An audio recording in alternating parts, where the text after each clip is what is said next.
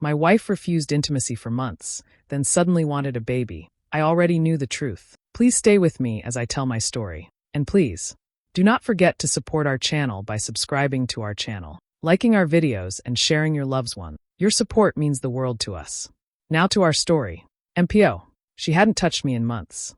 11 months, to be exact. I remember the last time we were intimate, how distant she seemed, as if her mind was somewhere else entirely. We'd been together for 5 years, and this sudden coldness was unlike anything I had ever experienced. I tried talking to her about it, but she just brushed it off, saying it was stress from work, or maybe she was just tired. I didn't want to press too hard, but deep down, I couldn't help but feel like something was wrong. Over the months, things only got worse. She stopped being affectionate, stopped caring to engage with me like she used to. When I came home from work, she was often on her phone, texting or scrolling through social media, always distracted. If I tried to talk about our relationship or the lack of intimacy, she would dismiss it as if it were no big deal. I felt helpless, unsure of what to do next. Then one night, everything changed. I had just come out of the shower and was heading into the bedroom when I saw her. She was sitting on the edge of the bed, wearing silk lingerie, something she hadn't worn in a long time. Her eyes were soft, almost pleading. She looked up at me, her voice barely above a whisper as she said, "I think I'm ready to start a family." My heart raced, but not for the reason I expected. It was a complete 180 from the woman I'd been living with for months. She hadn't wanted intimacy, let alone a baby. So why now? Why, after avoiding me for so long, was she suddenly bringing up the idea of having children? My mind went into overdrive. I wanted to believe her, to think that maybe this was just a sign that things were going to get better, that our relationship was about to return to the way it once was. But something inside me told me it was too good to be true. I didn't know what her motive was, but it felt off. I began paying more attention to her behavior. She was still distant, still preoccupied with her phone, and still avoiding any deeper conversations about our future. I couldn't shake the feeling that something wasn't right. Was she really ready to start a family, or was this just another attempt to manipulate me? For my peace of mind, I decided to take one final step. I secretly ordered a paternity test. It felt wrong, but I couldn't ignore the growing suspicion in my gut. Something told me I needed to be sure, just in case. It was the only way to get the answers I needed. It started subtly, like most things do. A missed kiss goodbye. A night spent working late. A shoulder turned slightly away in bed. At first, I didn't think much of it. We all go through rough patches, I told myself. Life gets in the way, stress, health, work deadline. But then weeks turned to months, and the gap between us grew too wide to ignore. We used to be close. We used to laugh, touch, talk. And now silence. When I asked her about it, she always had a reason ready. Hormones. Pressure from her boss. Just not feeling like herself lately. I believed her. I wanted to. I clung to the idea that this was temporary, that love would pull us back together. My friends and family told me to be patient. Give her time, they said. She's probably just overwhelmed. So I waited. I cooked her favorite meals. I left notes on her pillow. I did everything I could to show I still cared. But she never reached back. Then came the patterns. She was always glued to her phone, smiling at texts she never shared. She worked late more often, but never seemed tired. On weekends, she claimed she needed space to reset, going on long walks or trips with friends I'd never met. I began to notice how she'd lock her screen the second I entered the room, how she never left her phone unattended anymore. Her passcode changed. So did the way she looked at me, detached, polite, and distant. I didn't want to jump to conclusions, but the signs piled up. Every time I tried to talk about us, she deflected. Somehow, I became the problem, too emotional, too suspicious. It was a clever way to twist things around, make me question my own judgment. But I couldn't ignore the feeling in my gut. Something was off. So I started writing things down. Little things. Days she was gone late. Comments she made that didn't add up. I even tracked her moods against her cycle, thinking maybe I was being paranoid. But the inconsistencies kept appearing. The puzzle didn't fit. Then, one evening, after she left for a last-minute client dinner, I walked to her car. With hands that trembled slightly, I placed a small voice-activated recorder beneath the passenger seat. I didn't feel good about it, but I needed the truth. I needed proof of what I was beginning to fear. Because love shouldn't feel like this, distant, cold, and full of lies. The first time I pressed play, my heart pounded so loud I could barely hear the audio. The recorder had captured 2 hours of muffled car noises, until suddenly, laughter. A man's voice. Deep, casual, and far too familiar with her. Then came her voice, softer than she'd spoken to me in months, teasing, playful. I couldn't make out every word, but the tone said enough. They weren't talking about spreadsheets or meetings. There was a kind of intimacy in her laugh I hadn't heard in almost a year. It wasn't just conversation, it was connection. My stomach turned. I paused the recording and sat there for a moment, staring at nothing. I could have stopped right then, deleted it, pretended I didn't know. But I needed to hear it all. So I hit play again. More fragments came through, whispers, low giggles, someone saying, "We've got a few minutes before he gets home." Then silence, followed by soft sighs, suggestive noises, and the unmistakable rustle of movement. It felt like a knife twisting slowly in my chest. This wasn't stress. This wasn't hormones. This was betrayal, raw and intentional. She wasn't just emotionally distant. She had given herself to someone else completely. And yet, just 2 nights later, we were sitting at my parents' dinner table, smiling like nothing was wrong. She laughed at my dad's jokes, helped clear the dishes, and kissed me on the cheek in front of everyone like she hadn't emotionally disappeared months ago. Her performance was flawless. To them, she looked like the loving wife, thoughtful, attentive. But I knew better now. I watched her closely that night, noting every false smile, every calculated gesture. It was like watching a stranger play the role of someone I used to love. And I played my role too, the supportive husband, grateful and devoted. Nobody suspected a thing. After dinner, she held my hand as we walked to the car. Her fingers felt foreign. Her grip was light, but her lies were heavy. That night, I lay awake beside her while she slept peacefully. The betrayal looped in my mind, not just the act but the ease with which she lied. I could have shaken her awake and demanded answers. I could have screamed, cried, thrown everything we built into chaos.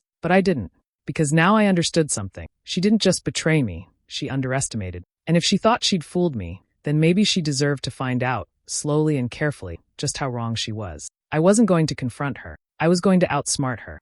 She turned it on me like I knew she would. One morning, out of nowhere, she sat across from me at breakfast and said, "I feel like you've pulled away."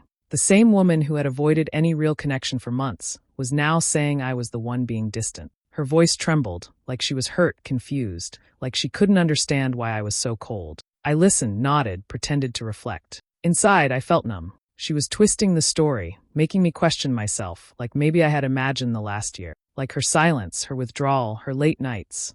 All of it were just me being too sensitive. It was the oldest trick in the book, and she was using it with a straight face.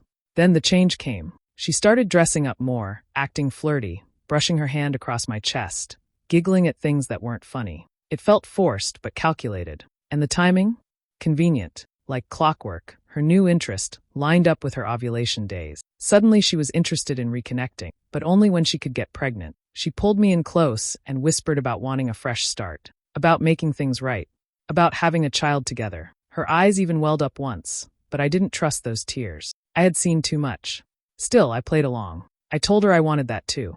I agreed to make an appointment with a fertility doctor. She smiled like she'd won. But the truth was, I had already started my own plan. A few days earlier, I remembered her old iPad was still synced to her cloud account. She had forgotten, and I never reminded her. That night, while she was in the shower, I opened it. Texts, photos, emails, all of it right there. The way she wrote to him, how she laughed in messages, how she planned her lies around me, it was all recorded. There were even conversations about how easy it was to get me to go along with her plan. She called me predictable, naive. I scrolled through every thread, every image, storing it away. Not just for proof, but to remind myself that I wasn't crazy. She thought she was the only one playing a game. She thought I was still in the dark, blind to the truth. But she had no idea. She didn't know I had her entire digital life in my hand. It didn't take much to find him. A few names from her texts, a photo saved in her cloud, and I had enough to figure out who he was. His name was Evan. He worked in the same office building, just a floor above hers. Young, decent-looking, single from what I could tell. He looked like the kind of guy who thought he was just lucky enough to fall into something romantic without too much effort. I messaged him from a fake account at first. Asked if we could talk, man to man. He was hesitant, but agreed to meet after work. We picked a neutral bar downtown, quiet enough for a real conversation, but public enough that neither of us felt threatened. I showed up early, sat in a booth near the back, and waited. When he walked in, he scanned the place until his eyes found mine. I gave a small wave, nothing dramatic. He looked confused but curious and sat down across from me. "You're seeing Amanda, right?" I asked, not wasting time. He tensed. "Yeah, she told me she was separated." "Why?" I pulled out my phone, tapped the screen, and slid it across to him. A photo, Amanda and I at a family event just 2 weeks ago. Her hand on my chest, the ring still on her finger. His face changed. First confusion, then something heavier. He leaned back, quiet for a moment. She said it was over with her husband, that they were just finalizing paperwork. "There is no paperwork," I said. "We're still married, living together, sharing a bed." He stared at his drink like it held answers. Damn, he muttered. I really thought. He didn't finish. He didn't need to. We were both victims of the same lie. We spent the next 20 minutes comparing stories, timelines, excuses, texts that overlapped. Days she said she was with me, but told him she was out of town. It all lined up. Her entire web of lies began to unravel, and with every thread we pulled, the more we realized how deeply she'd played us both. By the end of the drink, there was nothing left to say. We were two strangers bound by betrayal, and oddly enough, there was no anger between us. Just understanding. He stood, offered his hand. I shook it. There was no need for more. As he walked out, I saw him pull out his phone. A few minutes later, my screen lit up with a screenshot from him, a message he sent her. We need to talk, you've been caught. She came home late, like usual, but this time her face was different. Pale. Tense. She didn't say anything when she walked through the door, just glanced around like the walls were closing in. Her eyes darted to her phone, and I knew. She had seen the message. The silence stretched until it cracked. She turned to me, voice trembling. Can we talk? I nodded slowly, playing it cool. Calm. Steady. She sat on the edge of the couch, head in her hands. Tears came fast.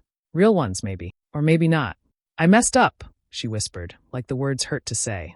It wasn't supposed to happen. I never meant to hurt you. I didn't respond. I just watched. She went on. She talked about how lonely she'd felt, how I'd been distant, how the stress, the silence between us, the long days, it had all made her feel invisible. She blamed work, exhaustion, even her own mental health. I didn't plan it, she said, eyes locking on mine. It just happened. I didn't know how to stop it once it started. The room was heavy with her excuses, but I didn't interrupt.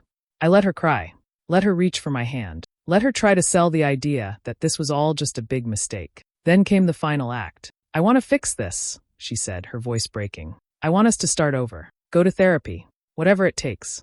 I still love you. I looked at her, really looked. The woman I married was still there in pieces. But so was the woman who lied to my face for over a year. The woman who used me, manipulated me, and then turned herself into the victim. I gave her a small, almost comforting smile. We'll figure it out, I said softly. She exhaled, like she'd been holding her breath the whole time. She thought she'd won. That she could cry her way back into control. That all it would take was a few heartfelt speeches and some crocodile tears. But what she didn't know was that I'd already packed a bag. That the lawyer had already drawn up the first draft. That the locks were being changed next week. I wasn't here to fix anything. I was just here to watch the end unfold. Let her believe the fire hadn't already started. Let her keep dancing while the floor gave way beneath her. Because while she was breaking down, I had already moved on, calm, focused, and done. I made the call the next morning. The divorce attorney picked up on the second ring, and within minutes, I had a consultation booked. There was no hesitation in my voice, no second thoughts. I wasn't looking for advice. I needed execution. A clean, clear exit from the wreck she'd turned our marriage into. I gave the attorney everything. The texts, the recordings, screenshots, timeline. He didn't even need to ask for more. This is more than enough, he said, almost surprised. She won't see this coming. That was the point. While she played the role of a woman rebuilding love, I was quietly untangling the life we had built together. Bank statements were split, accounts closed or frozen. Her name came off every document I could manage without alerting her. I rerouted my direct deposit, set up a private savings account. The fertility appointment? I canceled it without a word. She asked about it once, a few days later, acting like she was excited. I told her I'd call and reschedule. I never did. I printed out everything I had, the photos, the messages, the receipts. At the top of the packet, in bold black letters, I typed, "Why I'm leaving you." It was all there. In her words. In his. No edits. No dramatics. Just truth, printed out and stapled for her convenience. I left it on the kitchen table early one Saturday morning. She was still asleep, curled up like she used to do when she wanted me to hold her. I stood there for a moment, staring at the woman I once loved. There wasn't any rage left in me, just relief. My car was already packed. Keys in hand, engine running. I walked out the front door and didn't look back. Until I heard the scream. It echoed through the quiet neighborhood, raw, desperate. She had read it. She knew. I didn't stop. As I pulled down the street, I saw her in the rearview mirror, barefoot on the lawn, waving the papers in the air like she could erase them. Her mouth moved, shouting something I couldn't hear. I turned the corner and kept driving. The life I was leaving behind, it wasn't mine anymore. She destroyed it long before I packed a single bag. Now, all that was left for her was the silence I used to live in. Months passed, and she reached out again like clockwork. Her tone had changed, softer, like the past never happened. She wanted to talk, to update me. I knew what was coming. She was pregnant. Said it was mine. Said she just knew. She used words like miracle and second chance, sent me ultrasound pictures, and kept saying things like, "This will bring us back together." She played the role well, glowing smile, hopeful tone, all while pretending the past had been erased. I didn't respond much. Just enough to keep things calm. No arguments. No fights. Let her think I was still unsure, still hanging on to hope. Then the baby was born. A little boy. She sent photos immediately, him wrapped in a blue blanket, cradled in her arms. I stared at the picture for a long time. He didn't look like me. Not even close.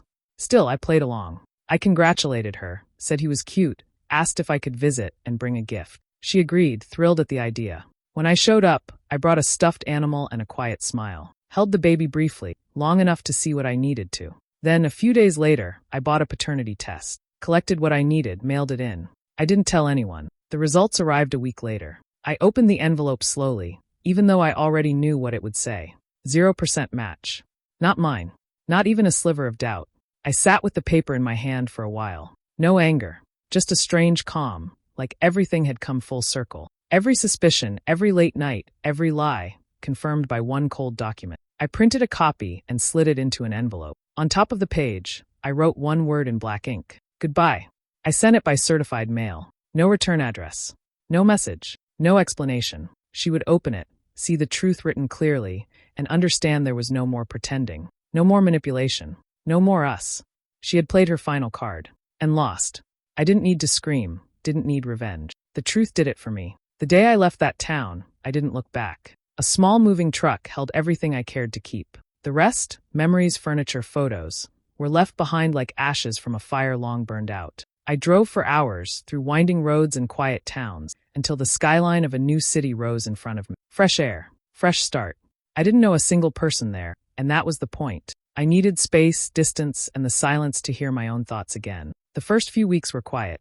I unpacked slowly, walked the streets alone, let the unfamiliar become comforting. One evening, scrolling through forums on betrayal and recovery, I found a local men's support group. I didn't think I'd go at first. Sitting in a room with strangers, telling painful stories, it felt uncomfortable. But something pulled me there. Maybe it was the silence I had carried for too long. So I went. And for the first time in a long while, I didn't feel alone. Their stories mirrored mine. Different names, same heartbreak. I shared mine eventually, careful at first, then more open. No judgment. Just nods, understanding, and strength shared between men who knew what it meant to be blindsided. I also started writing. Anonymously at first. I told my story online, piece by piece, not for pity, but to let others know they weren't the only ones. The response surprised me. Messages from people who felt seen, who thanked me for saying what they couldn't. Life got lighter after that. I started waking up without dread, eating without knots in my stomach. And one day, without even planning to, I walked past a motorcycle dealership and went inside. I'd always wanted one but never had the courage or the freedom. I picked a matte black cruiser, paid in full. As I rode it home, the wind in my face, I felt something I hadn't in years, control. I didn't rush into dating. I let time do what it does, heal in its own way. But eventually I started again. Small steps. A coffee here, a walk there. No pressure. Just presence. I didn't trust easily, but I trusted myself. And that was more than enough. One night, looking out over the city lights from my apartment balcony, I thought about everything that had happened. The lies. The betrayal. The pain. And then I smiled. I was broken, but she made me unbreakable. 2 years passed, and life changed in every way. I had built something new, something peaceful. The past felt like a story I had read, not a life I had lived. But sometimes her name would still show up, in old emails or messages I never opened. She was still in the same town, raising a child who wasn't mine. The man she betrayed me with had vanished months after the birth. From what I heard, he blocked her, cut all contact, and moved on fast. The glow she once wore, the confidence she used to fake so well, it was gone now. Friends she once bragged to stopped inviting her out. The circle she leaned on got smaller. She tried to post happy photos, smiling with her son at the park, but even through a screen, you could feel the weight behind her eyes. Every few months, another message would slip through. I miss what we had.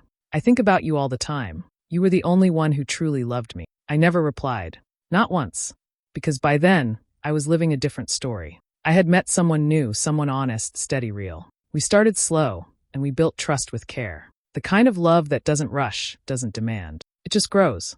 We got engaged on a quiet evening under soft lights, with no need for dramatic gestures. Just a simple promise between two people who understood the value of truth. And that night, after the celebration, I saw her name again. Another unread message. Same pattern, same cycle. This time, though, I opened it. Just one line. Do you ever think about us?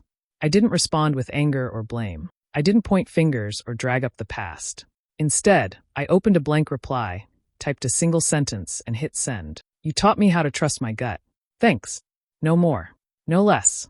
She gave me pain, yes, but she also gave me clarity. She showed me what betrayal looks like, and in doing so, she taught me how to see it coming. I don't hate her. I don't love her. I just moved on. And that, in the end, was the best revenge.